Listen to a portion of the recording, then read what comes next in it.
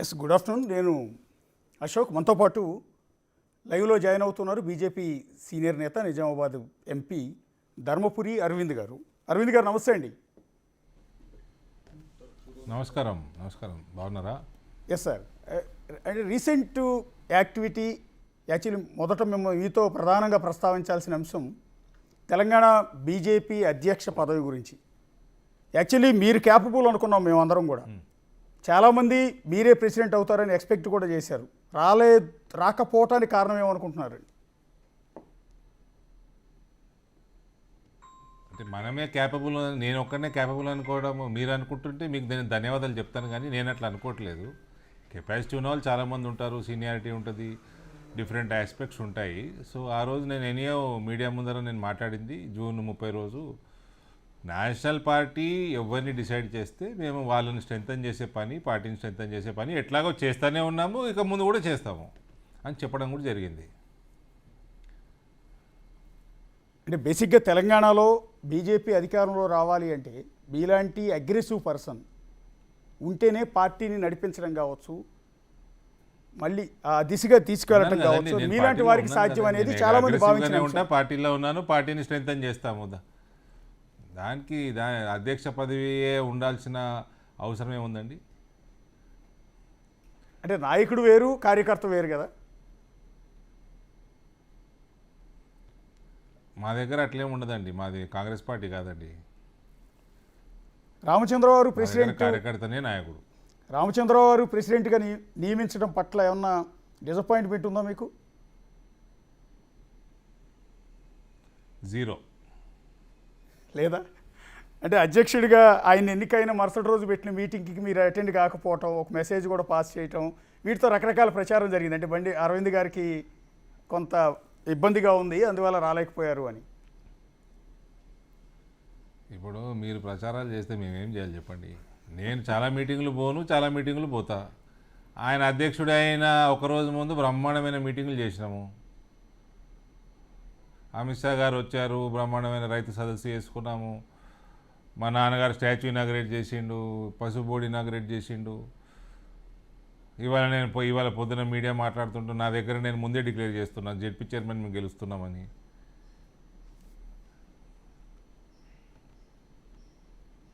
అంటే మీరు స్ట్రైట్ ఫార్వర్డ్గా మాట్లాడతారు కాబట్టి మిమ్మల్ని నేను అలాగే అడుగుతున్నానండి. రామచంద్రరావు గారు చాలా చెప్పాలి అంటే కొంత మృదు స్వభావి, చాలా కూల్ పర్సన్, కానీ తెలంగాణలో చాలా అగ్రెసివ్, మీలాంటి అగ్రెసివ్ పర్సన్ కావాలి కదా నాయకత్వానికి. ఆయన ఆధ్వర్యంలో పార్టీ అధికారంలోకి వస్తుందని అట్లే లేదండి. ప్రభుత్వంలోకి రావాలి అంటే ఇప్పుడు ఢిల్లీ ఎన్నికల్లో నేను యాక్టివ్గా ఉన్నా. మొన్న మేము ప్రభుత్వము బ్రహ్మాండమైన మెజార్టీతో ప్రభుత్వం ఏర్పాటు చేసినాము. ఇక్కడ ఎవరు కూడా ఒక నాయకుడు, లోకల్ నాయకుడు ఫేస్ ఏం చూపించలేదు కదా. నరేంద్ర మోడీ భారతీయ జనతా పార్టీ పేరు మీదే కొట్లాడినాము. అందులో నేను 2 జంగ్పూర, ఆర్కేపురంలో ఇన్ఛార్జ్గా ఉన్నాను. అక్కడ సిసోడియాని ఒడగొట్టినాము ఒక దగ్గర, మనీష్ సిసోడియాని. సో దాని తర్వాత రేఖా గుప్తా గారు సీఎం అయినారు. సో దానికి దీనికి సంబంధం లేదు. మీరే అంటున్నారు ఆయన మృదు స్వభావి అని. అది one of the eligibility criteria ఉండొచ్చు. అంటే నేను అంటుంది మా స్వార్థం ఏంటంటే అండి, అంటే మీలాంటి వాళ్ళందరికీ మేము ఫ్యాన్స్. నిజం చెప్పాలి అంటే పర్టికులర్గా నేను వ్యక్తిగతంగా మీకు ఫ్యాన్ కాబట్టి ఆ ఇంట్రెస్ట్ కొద్దీ అంటున్నా. మీలాంటి వాళ్ళు పార్టీని నడిపించాలి.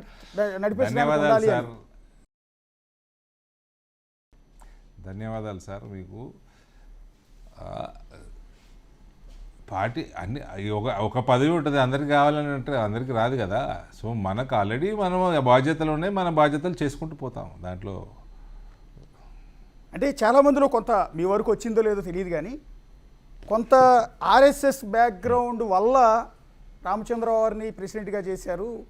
ధర్మపురి అరవింద్ గారికి ఆర్ఎస్ఎస్ బ్యాక్గ్రౌండ్ లేకపోవటం వల్ల ఆ పదవి దక్కలేదు అన్నది కొంత ప్రచారం. అది నేను ఫ్యాక్ట్ అని చెప్పట్లేదు. ఇప్పుడు ఆర్ఎస్ఎస్ బ్యాక్గ్రౌండ్ అంటే ఇప్పుడు నన్ను ఏబీవీపీలో చేర్చుకుంటారా? చేర్చుకోరు కదా. సరస్వతి శిశు మందిర్లో నాకు ఇప్పుడు సీట్ ఇస్తారా? ఇయ్యరు కదా. అయినా మేము 8-9 ఏళ్ళు అవుతుంది మేము పార్టీలో ఉన్నాం. మాకు ఆర్ఎస్ఎస్ బ్యాక్గ్రౌండ్ ఉందా లేదా అనే డిస్ప్యూట్ అవసరం లేదు. We're already, this is 9th year now in politics and BJP. I don't think so అది కారణం అని నేను అనుకో. Ideologically we're aligned. అంటే రీసెంట్గా జరిగిన ఇంకొక పరిణామం అండి, రాజాసింగ్ గారు పార్టీని వదిలిపెట్టి వెళ్ళిపోవటం కొంత మీకు దాని మీద మాట్లాడటానికి ఇబ్బంది అని అనుకుంటున్నాను నేనైతే. 3 సార్లు ఎమ్మెల్యేగా గెలిచిన వ్యక్తి పార్టీ నుంచి బయటకు వెళ్ళిపోతుంటే కనీసం ఆపే ప్రయత్నం కూడా ఎవరూ చేయలేదు అని అంటూ ఉన్నారు. ఒకటి అలాంటి రాజాసింగ్ హిందుత్వాన్ని నరనరాన ఉన్న వ్యక్తి గోషామాల నుంచి 3 సార్లు గెలిచిన వ్యక్తి పార్టీ నుంచి వెళ్ళిపోవటం వల్ల కొంత ఎఫెక్ట్ పడదా మీకు?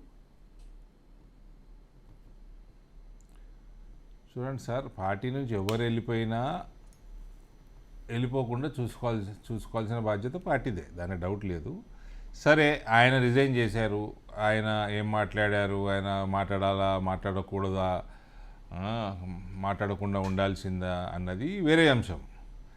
కానీ ఆయన రిజైన్ చేసిండు, ఆయనను ఎవరు ఏం సస్పెండ్ చేయలేదు. ఆయన రిజైన్ చేసిండు, ఆయన మనస్తాపానికి చెంది ఉంటాడు, ఇంకేమైనా ఉంటుంది. రేపు ఆయన మెంబర్షిప్ తీసుకోవాలంటే అది తీసుకోవచ్చు. ఓ, అంటే మళ్ళీ అవసరమైతే పార్టీలోకి వచ్చినా తీసుకుంటారా, యాక్సెప్ట్ చేస్తారా అని? సార్, ఆయనను ఎవరు సస్పెండ్ చేయలేదండి, ఆయన రిజైన్ చేసిండ్రు. రేపు ఆయన కావాలి అని మళ్ళీ పార్టీ జాయిన్ అయ్యాలంటే మిస్డ్ కాల్ ఇస్తే పార్టీ మెంబర్షిప్ వస్తుంది, ఐడి వస్తుంది. ఆ తర్వాత యాక్సెప్ట్ చేస్తారా లేదా అనే తర్వాత సంగతి కదా. ఆయనను ఎవరు సస్పెండ్ చేయలేదు కదా, ఆయన రాజీనామా చేసిండు. అంటే నిన్న ఆయన ఒక స్టేట్మెంట్ ఇచ్చారండి, బీజేపీ అధిష్టానం అంటే బీజేపీ పార్టీ కనుక నన్ను ఎమ్మెల్యే పదవికి రాజీనామా చేయమంటే ఇమీడియట్గా రిజైన్ చేస్తాను అంటున్నాడు. అంటే చేయించే ఆలోచన ఉందా పోనీ పార్టీకి ఏమైనా? నేను అధిష్టానాన్ని కాదు.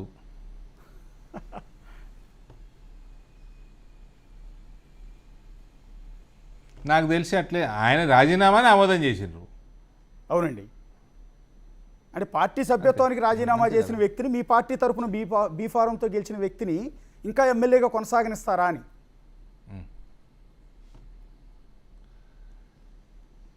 అది పార్టీ అధిష్టానం ఏం చేస్తలేదు కదా, మరి ఆయన రాజీనామాని యాక్సెప్ట్ చేసారు అంతే.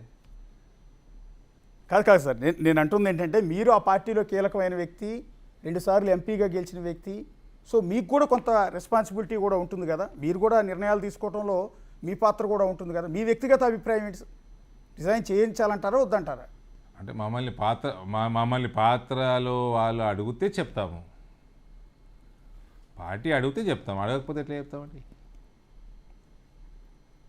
ఓకే, నెక్స్ట్ రెండోది, మళ్ళీ బీజేపీలో ఒకప్పటి గ్రూపిజం అంతా కూడా మళ్ళీ పెరిగిపోతోంది అనేది మొన్న ఈటెల రాజేందర్ వ్యాఖ్యలను బట్టి తెలుస్తోంది. ఆయన కూడా కొంత డిసప్పాయింట్మెంట్లో ఉన్నాడు, పార్టీ అధ్యక్ష పదవి కోసం ఎక్స్పెక్ట్ చేశారు, రాలేదు. రీసెంట్గా పేరు డైరెక్ట్గా చెప్పకపోయినప్పటికీ కూడా ఆయన బండి సంజయ్ గారి మీద తీవ్రమైన అసంతృప్తి, చాలా తీవ్రమైన పదజాలం, ఘాటైన పదజాలాన్ని కూడా ఆయన మొన్న మాట్లాడిన మాటల్లో చూపించారు. ఎలా చూస్తారండి అది?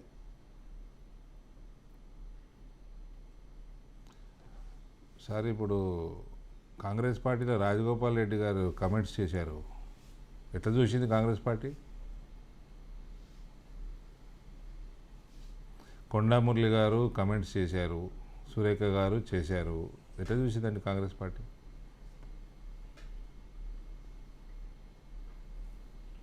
అంటే కాంగ్రెస్ పార్టీకి బీజేపీకి సీనియర్ జర్నలిస్టులు, మీరు అక్కడ వేరు తెలంగాణ అఫేర్స్ చూస్తూ ఉంటారు, నేను అడుగుతున్నాను ఎట్లా చూసింది, నాకు తెలియక అడుగుతున్నా. దానికి కూడా నేను క్లారిటీ ఇస్తానండి. కాంగ్రెస్ పార్టీకి బీజేపీకి తేడా ఉంది కదా అంటున్నా. బీజేపీ క్రమశిక్షణ కలిగిన ఇలాంటి తేడా ఉందా అంటే కాంగ్రెస్ పార్టీ క్రమశిక్షణ లేని పార్టీ? లేదు, స్వేచ్ఛ ఎక్కువ కదా, మీ దగ్గర అంత ఆ స్వేచ్ఛ ఉండదు కదా అంటున్నా. మీరు పార్టీ సిద్ధాంతాలకి, పార్టీ ఇచ్చిన ఆదేశాలను స్వేచ్ఛ లేదా? అంటే వాళ్ళ దగ్గర స్వేచ్ఛ లేదా? అంటే ఈ స్థాయిలో ఒకరి మీద ఒకరు, ఒక నేత మీద ఇంకొక నేత దుమ్మెత్తి పోసుకోవడం, విమర్శించడం అనేది మీ పార్టీ కల్చర్లో ఉండదు కదా అంటున్నా. అది కాంగ్రెస్ పార్టీలో రెగ్యులర్గా చూసేదే కదా. అంటే కాంగ్రెస్ కల్చర్లో ఉంటుందా?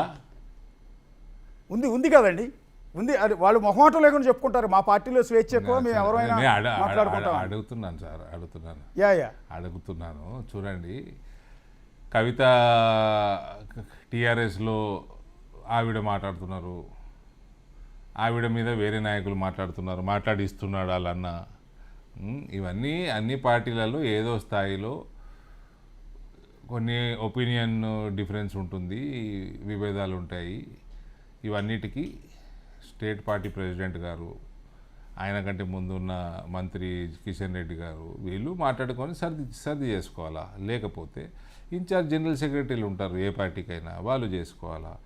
లేదు కొంచెం జటిలంగా ఉంది అంటే మంచిగా ఎంక్వైరీ కమిషన్ వేసుకోవాలా, న్యూట్రల్ ఎంక్వైరీ కమిషన్ వేరే రాష్ట్రాల నుంచి పంపించి చేసుకోవాలి. These are all party procedures అండి, అన్ని పార్టీలలో జరిగేవి, ఇక్కడ కూడా చేసుకుంటారేమో. ఓకే, అంటే ఇలాంటి గ్రూపిజం వల్ల కదా గతంలో విజయశాంతి గారు కావచ్చు, లేకపోతే కోమటిరెడ్డి రాజగోపాల్ రెడ్డి కావచ్చు, ఎన్ఎం శ్రీనివాసరెడ్డి కావచ్చు, వివేక్ కావచ్చు, స్వామి గౌడ్ కావచ్చు, వీళ్ళందరూ కూడా ఇలాంటి గ్రూపిజం వల్లే మేము వెళ్ళిపోతున్నామని ఆ రోజు కొన్ని విమర్శలు చేసి వెళ్ళిపోయారు కదా. ఇలాంటి గ్రూపిజం వల్ల పార్టీకి నష్టం కదా అంటున్నాను నేను. ఎవరు పోయినా నష్టమే సార్, ఎవరు వచ్చినా లాభమే, ఎవరు పోయినా నష్టమే, చెప్పినాను కదా. ఇప్పుడు వాళ్ళందరూ కాంగ్రెస్ నుంచి వచ్చిన వాళ్ళే కదా, ఎక్కడి నుంచి వచ్చారు, వచ్చిండ్రు, మళ్ళీ అటు పోయినరు. రాజగోపాల్ రెడ్డి ఎక్కడి నుంచి వచ్చిండు, వివేక్ ఎక్కడి నుంచి వచ్చిండు చెప్పండి, జితేందర్ రెడ్డి ఎక్కడి నుంచి వచ్చిండు.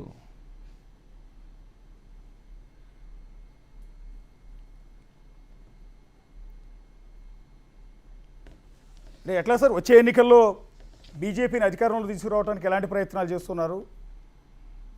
ఉందా ఆ నమ్మకం, ఆ గ్యారంటీ అనేది ఉందా? 100% ఉంది, ఎందుకు లేదండి. ఇప్పుడు తెలంగాణ రాష్ట్రం it is a fight between BJP and Congress. KCR అన్న బ్రాండు టైం అయిపోయింది, అవుట్డేట్ అయిపోయింది. ఆ బ్రాండ్కి విలువ ఏ కారణం వల్ల ఉండేనో ఆ కారణం కూడా పూర్తయిపోయింది. ఆయనకు వచ్చిన చెడ్డ పేరు ఆయన పిల్లల వల్ల వచ్చింది. ఆయన పిల్లలకు ఓటేయడు తెలంగాణలో.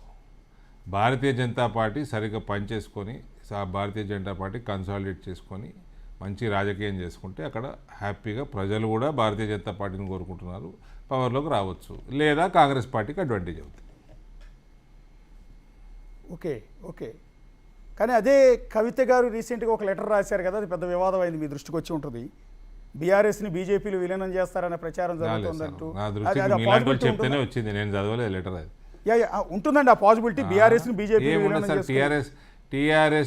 టీఆర్ఎస్కి ఎవరు ఓటేసేది లేదు. కేసీఆర్ శకం ముగిసింది, టీఆర్ఎస్కి ఓటేసేది లేదు. అదే ఓటేసేది లేదు కాబట్టి ఆ పార్టీ మనుగడ కష్టమైన నేపథ్యంలో బీజేపీలో విలీనం చేస్తారని కదా ప్రచారం.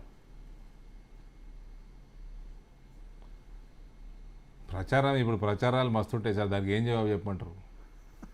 కాదు, అంటే యాక్సెప్ట్ చేస్తారా అంటున్నా. పొత్తు ఉంటుందా లేదా అంటే పొత్తు పైన నేను చెప్పగలుగుతాను, పొత్తు ముమ్మాటికి ఉండదు. ఓకే, విలీనం అంటే ఎవరు వచ్చి జాయిన్ అవుతా ఉంటే మరి జాయిన్ చేసుకుంటారా లేదా అది అప్పటిదప్పుడు నిర్ణయం చేసుకోవచ్చు.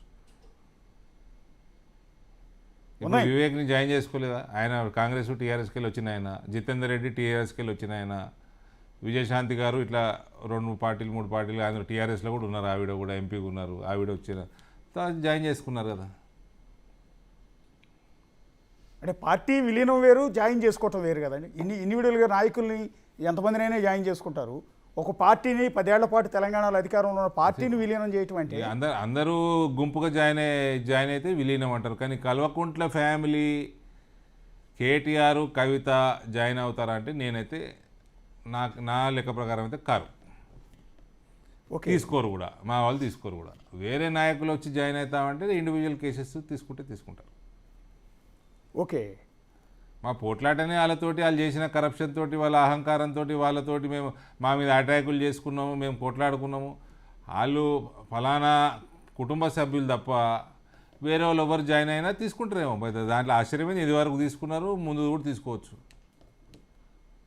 అంటే తెలంగాణలో ఈ తప్పుడు ప్రచారాలో లేకపోతే ఇంకొకటో ఏ స్థాయికి చేరిపోయాయి అంటే, ఇవాళ మీ దృష్టికి వచ్చిందో లేదో, వచ్చి ఉండకపోవచ్చు అనుకుంటున్నాను. కేసీఆర్కి ఉపరాష్ట్రపతి పదవి ఇవ్వబోతున్నారు, పార్టీ విలీనం చేయబోతున్నారు. ఆయన ధన్ఖడ్ గారు రిజైన్ చేశారు కాబట్టి ఆ పోస్టు ఊహించిన విధంగా కేసీఆర్కి ఇస్తున్నారు. ఇది ప్రచారం, ఫ్యాక్ట్ కాదు.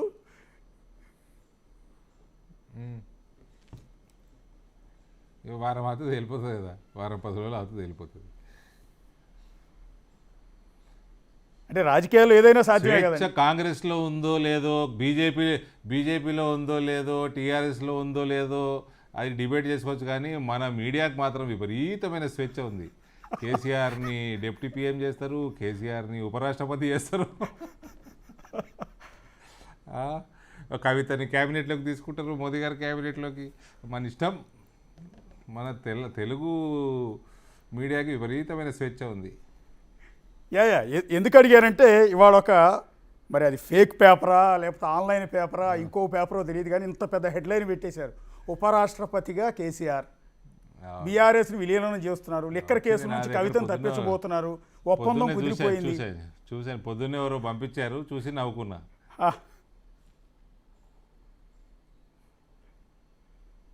అంటే ఇవన్నీ చూసేటప్పటికి ఏంటంటే నిజంగా పాజిబిలిటీ ఉంటుందేమో, అందులోనూ కవిత లెటర్లో కూడా ఇదే అంశాన్ని ప్రస్తావించింది కాబట్టి ఏదైనా జరగచ్చు కదా అన్నది సహజంగా డిస్కషన్ వస్తుంది కదండి అందరిలో. అందరిలో రాదు. ఇప్పుడు నాకు నవ్వు వచ్చింది, మీకు డిస్కషన్ వచ్చింది. సో వారం 10 రోజులు అదే తేలిపోతుంది, చూద్దాం. Yes sir. నెక్స్ట్ ఇంకోటి, మీ ఫోన్ ట్యాపింగ్ వ్యవహారంలో మీరు కూడా విచారణకు అటెండ్ అవుతున్నట్టున్నారు కదా, నోటీసులు ఇచ్చినట్టున్నారు. నాకేం నోటీస్ రాలేదు సార్. నా సెక్రటరీకి వచ్చింది, వాళ్ళు అటెండ్ అయినారు. ఓకే. అంటే తెలంగాణలో అప్పట్లో బీజేపీ నేతలు చాలామంది నాకు ఫోన్లు ట్యాప్ నోటీస్ ఏం చేశారు రాలేదు. అంటున్నారు. నా ఫోన్లో ట్యాప్ అయినట్టు నాకు యాపిల్ సంస్థ మెసేజ్లు పంపించింది. ఓకే. చెప్తున్నాను కదండి, ఈ కుటుంబం, ఈ కేటీఆర్, ఈ కవిత, వీళ్ళు తప్ప వీళ్ళకి ఒక్కడు ఓటేసేదే లేదు. వీళ్ళ నాయకత్వాన్ని వాళ్ళ ఎమ్మెల్యేలు కూడా యాక్సెప్ట్ చేసేది లేదు ఫ్యూచర్లో. ఆ కేసీఆర్ యాక్టివ్ ఉన్న రోజులు ఎంతో అంతో మర్యాద మంచి ఉంటుంది, దాని తర్వాత ఎవడు కాను వీళ్ళని. వీళ్ళ ఆరోగెన్సు, వీళ్ళకి పొగురుబోత్తనం, వీళ్ళకి కళ్ళు నెత్తికెక్కి చేసిన వ్యవహారాలన్నీ ఎవరు మర్చిపోరు. మేము మరవనీయం కూడా తెలంగాణ రాష్ట్రాన్ని. యాక్చువల్లీ మీరే వాళ్ళకంటే కూడా మీరు చాలా అగ్రెసివ్ కదా. అలాంటి మీ ఇంటి మీద కూడా అటాక్స్ చేశారు కదా. మీరు నిజామాబాద్ వెళ్ళినప్పుడు మీ కారు మీద అటాక్ చేశారు, అదే తర్వాత మీ ఇంటి మీద అటాక్ చేశారు. మహిళ అయిపోయింది. అరవింద్ గారు, ఒకటి మీరు సూటిగా ఆన్సర్ చెప్తారు అనుకుంటున్నాను దీనికి కూడా. సో ఏపీలో కూటమి పాలన నడుస్తోంది. బీజేపీ, టీడీపీ, జనసేన ఆధ్వర్యంలో ఏకంగా 164 సీట్లతో ఒక రికార్డు విజయాన్ని సాధించారు. సో వచ్చే ఎన్నికల్లో తెలంగాణలో కూడా అదే పాలసీని ఇంప్లిమెంట్ చేస్తారు, అదే టీడీపీ జనసేనతో కలిసి తెలంగాణ ఎన్నికల్లో వెళ్ళే అవకాశం ఉంటుంది అని కొంత చర్చ జరుగుతోంది. నిజంగా ఉందా ఆలోచన ఏమన్నా? సార్, అధిష్టానానికి ఏం ఆలోచన ఉందో నాకు పర్సనల్గా తెలియాలన్నది ఏం గ్యారంటీ లేదు, దాని పక్కా తెలుస్తుందని. కానీ భారతీయ జనతా పార్టీ ప్రభుత్వంలోకి తెలంగాణలో తీసుకురావడం అంటే పెద్ద సమస్య ఏం కాదు భారతీయ జనతా పార్టీకి. ఈశాన్య రాష్ట్రాలలో మనుగడ లేని సమయంలో అన్ని ఈశాన్య రాష్ట్రాలు బీజేపీ ఎన్డీఏ ఖాతాలో ఉన్నాయి. So what they will do, correct టైంలో ఆ సమయంలో ఏం నిర్ణయం తీసుకుంటారో దాన్ని బట్టి ఉంటుంది. అంటే తెలుగుదేశం పార్టీ తెలంగాణ టీడీపీ అన్నది ఫామ్ అయిందా? తెలంగాణ టీడీపీ అన్నది ఫామ్ అయిందా? యాక్టివిటీ ఉందా? వాళ్ళ ప్రెసిడెంట్ ఎవరు, వాళ్ళ ఆఫీస్ బేరర్లు ఎవరు, వాళ్ళ రేపు ఎలక్షన్లో నిలబడతాము అంటే వాళ్ళ క్యాండిడేట్లు ఎవరు, జనసేన తెలంగాణ జనసేన ఫామ్ అయిందా, వాళ్ళ ఆఫీస్ బేరర్స్ ఏంటి, వాళ్ళ లీడర్లు ఎవరు, ఇవన్నీ ఏం లేవు కదండి. సో ఇవన్నీ అజంప్షన్ చేసుకుంటూ క్వశ్చన్స్ ఇవన్నీ. ఎందుకంటే ఊరికి నాకు తెలిసిన సమాచారం చెప్తున్నాను. తెలంగాణ టీడీపీ ఇప్పటికే ఉంది కదా. తెలంగాణ టీడీపీ అధ్యక్షుడు మొన్నటిదాకా ఆయన జ్ఞానేశ్వర్ గారు చేశారు, ఇప్పుడు బక్కయ్య ఉన్నారు, బక్కయ్య గారు సంథింగ్ ఆయన ఉన్నారు. అండ్ జనసేనకి మొదటి నుంచి ఉన్నాడుగా శంకర్ గౌడ్ గారు అధ్యక్షుడిగా ఉన్నారు సార్. ఆ టైంలో ఎలక్షన్ సమయానికి వచ్చే సమయానికి వాళ్ళ యాక్టివిటీ ఎంత ఉంది, వాళ్ళ ప్రజలలో వాళ్ళు ఎంత డీప్గా ఉన్నారు, ఇవన్నీ కూడా అవగాహన చేసుకుంటారు కదా. పార్టీలు అన్నప్పుడు సర్వేలు ఉంటాయి, రీసెర్చ్లు ఉంటాయి. వాళ్ళు they are our partners. Pawan Kalyan is a popular leader. He was a popular actor. Today is a popular leader. He is an important leader in Telugu states, both the states. He is a popular figure. There is no doubt. But ఎలక్షన్లు పొత్తుంటాయా లేదా అన్నది ఆ రోజు సర్వేలు వ్యవహారము scientific అప్రోచ్లో నిర్ణయాలు తీసుకుంటారు. నేను మీ వ్యక్తిగత అభిప్రాయం అడుగుతున్నానండి. దట్ ఈస్ ఆంధ్రాలో జరుగుతున్నది తెలంగాణలో జరుగుతుంది అన్నదానికి ఏమి పక్కా జరుగుతుందని ఏమి లేదు. అట్లా ఇక్కడ పరిస్థితులను బట్టి ఇక్కడ నిర్ణయాలు ఉంటాయి. అంటే చంద్రబాబు నాయుడు గతంలో కాంగ్రెస్తో పొత్తు పెట్టుకుని 2018 ఎన్నికల్లో తెలంగాణలో ప్రచారం చేసినప్పుడు కేసీఆర్ అదే అంశాన్ని జనాల్లోకి తీసుకెళ్లారు. అదిగో మళ్ళీ ఆంధ్ర వాళ్ళు వచ్చేస్తున్నారు, అదే చంద్రబాబు వచ్చేస్తున్నాడు, మళ్ళీ రాష్ట్రం వాళ్ళ చేతుల్లోకి వెళ్ళిపోతుందని దాన్ని చూపించి అధికారంలోకి వచ్చారు కదా. సో ఇప్పుడు మళ్ళీ అదే చంద్రబాబు ఒకవేళ బీజేపీతో కలిసి చూపించి అధికారంలోకి వచ్చారు కాదు సార్. వాళ్ళందరూ ఓట్లేస్తేనే ఇలా 52, 53 సీట్లు వచ్చినాయి జిహెచ్ఎంసీలో. వాళ్ళందరూ ఓట్లేస్తేనే వచ్చినాయి. ఈసారి వేస్తారా ఓటు? మరి చూద్దాం. అంటే ఆంధ్ర సిట్లర్స్ ఓట్లు బీఆర్ఎస్కి పడే అవకాశం లేదంటారా ఈసారి? బీజేపీ వైపు గ్యారంటీ వచ్చే నాకైతే అనిపిస్తుంది. నాకైతే అనిపిస్తలేదండి. అంటే ఏ ఈక్వేషన్ సార్? అంటే ఆంధ్ర సిట్లర్లు ఇటువైపు బీజేపీ వైపు ఉన్నారు. అయితే మాకు మిత్రులు ఉంటారు, నాకు మిత్రులు ఉంటారు, నాకు తెలిసిన వాళ్ళు ఉంటారు, మేము మాట్లాడుకుంటూ ఉంటాం. నాకైతే అనిపిస్తలేదు. ఓకే, ఇప్పుడు మీరు కూడా మాట్లాడుతూ మీరు కూడా మీ ప్రశ్నల్లో టీఆర్ఎస్ పార్టీ ఇర్రిలవెంట్ అయిపోతుంది అన్నది మీరు అన్నారు. అంతే, వాళ్ళు కూడా అనుకుంటారు మీలాగే. అక్కడ ఆంధ్రాతో సంబంధం ఉన్న వాళ్ళు ఇక్కడ హైదరాబాద్లో ఓటర్స్ అందరూ కూడా అదే అనుకుంటున్నారేమో. ఓకే, అంటే ప్రస్తుతం ఫోన్ ట్యాపింగ్ ఇష్యూ కావచ్చు, కాళేశ్వరం మీద విచారణ కావచ్చు, ఇవన్నీ మీరు అనుకుంటున్నట్టుగా అంటే ఎక్స్పెక్టేషన్కి తగ్గట్టు కరెక్ట్గానే జరుగుతుందండి దర్యాప్తు? సార్ అంటే నాకు సరిగ్గా వినబడలేదు. కాళేశ్వరం విచారణ అంటే కాళేశ్వరం విచారణ కానీ ఫోన్ ట్యాపింగ్ కానీ రేవంత్ చేయాల్సిన జెన్యూనిటీతో చేస్తలేడని నా ఉద్దేశం. ఓకే, అది ఎందుకు చేస్తలేడు, దాని వెనకాల ఉన్న లావాదేవీలు ఏంది అన్నది అది విచారణ చేయాలా, ఆలోచన చేసుకోవాలా. Time will tell. ఓకే, అంటే మీరైతే ఆ విచారణ జరుగుతున్న తీరు మీద పెద్ద సాటిస్ఫాక్షన్ లేదు. ఇప్పుడు సార్ 2018 అంటే 4 సంవత్సరాలు అయింది అప్పటికి తెలంగాణ వచ్చి. కేవలం ఇలా 11, 12 సంవత్సరాలు అయిపోయింది. ఇలా ఆంధ్ర వాళ్ళు వస్తున్నారు, బూచి చూపిస్తాము, ఒరిస్సా వాళ్ళు వస్తున్నారు, కర్ణాటకలో వస్తున్నారు, మహారాష్ట్ర వాళ్ళు వస్తున్నారు, బీహార్ వాళ్ళు వస్తున్నారు, యూపీ వాళ్ళు వస్తున్నారు. ఇవన్నీ అట్లనే ఆంధ్ర వాళ్ళు కూడా అయిపోయింది. ఇప్పుడు ఆంధ్ర అనగానే ఏదో బూచిలాగా ఏం లేదు sir. This is a metropolitan city Hyderabad. Bihar వాళ్ళు లేరా తెలంగాణలో? మన నిజామాబాద్లో బీహార్ నుంచి వచ్చి లేబర్ చాలామంది పనిచేసుకుంటారు మా రైస్ మిల్లల్లో. యూపీ నుంచి వస్తారు, నాది మహారాష్ట్ర బార్డర్, అక్కడ వాళ్ళు ఉంటారు. సో ఈ బూచి ఎన్ని రోజులు చూపిస్తారండి? ఇంక అయిపోయింది, ఆ స్టేజ్ దాటిపోయింది. అందుకని నేను కేసీఆర్ది శకం ముగిసింది అన్న. ఆ పిల్లలకంటే ఓట్లు వేయరండి, ఓవర్ ఓటు వేయరు పిల్లలకి. తెలంగాణ ప్రజలు ఆయన పిల్లల్ని ద్వేషిస్తారు.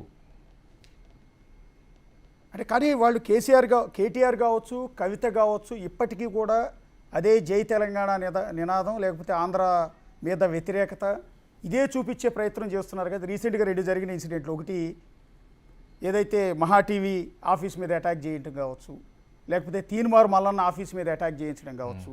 అన్నేమో మహా టీవీ ఆఫీస్ మీద అటాక్ చేయించారు, చెల్లెలేమో తీన్మార్ మల్లన్న ఆఫీస్ మీద అటాక్ చేయించింది. అదేమంటే మహా టీవీ ఆఫీస్ మీద అటాక్ చేసినప్పుడు వాళ్ళు అన్నమాట, ఇది ఆంధ్ర ఛానల్, ఆంధ్ర వాళ్ళు వచ్చి మా మీద పెత్తనం చేస్తే.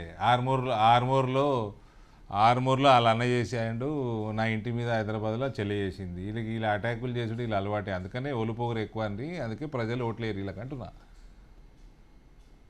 ఓకే, ఇంకొకసారి ఒకటి, 1.5 ఏళ్ల కాంగ్రెస్ పార్టీ అధికారంలోకి వచ్చి ఈ పరిపాలన మీద, రేవంత్ రెడ్డి పరిపాలన మీద, రేవంత్ రెడ్డి సీఎంగా మీరు ఎన్ని మార్కులు ఇస్తారు? ఎలా ఉందని అడిగితే ఏం చెప్తారు? సార్ ఇప్పటివరకు అయితే ప్రజలలో బాగా అసంతృప్తి ఉంది. ఓకే, వాగ్దానాలు అనేకం, నిలబెట్టుకుంది ఏమీ లేదు. ఒక ఏంటది, ఆ బస్ ఒకటి ఫ్రీ అన్నారు, అది ఇస్తున్నారు.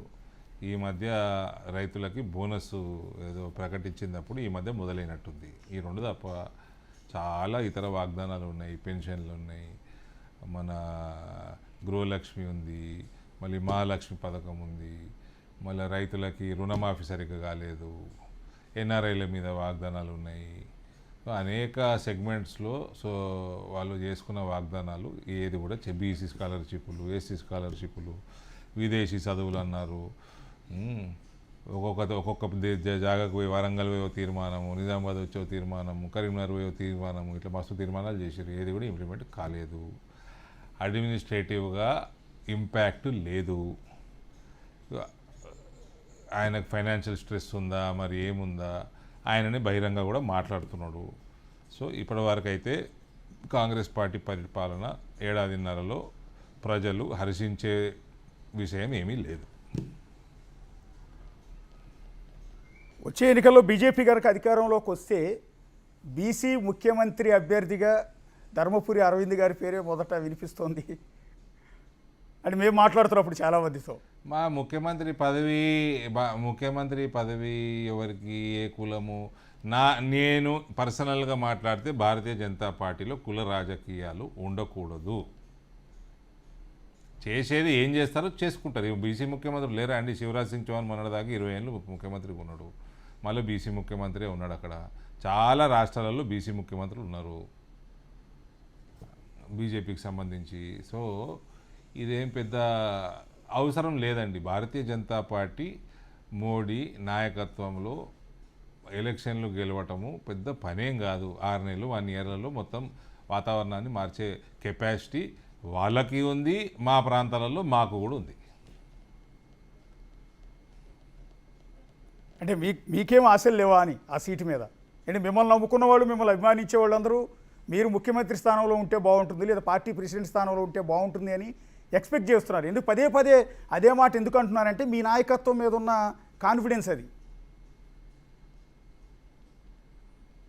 అందరికీ నా మీద అభిమానించే వాళ్ళందరూ ధన్యవాదాలు తెలియజేస్తా.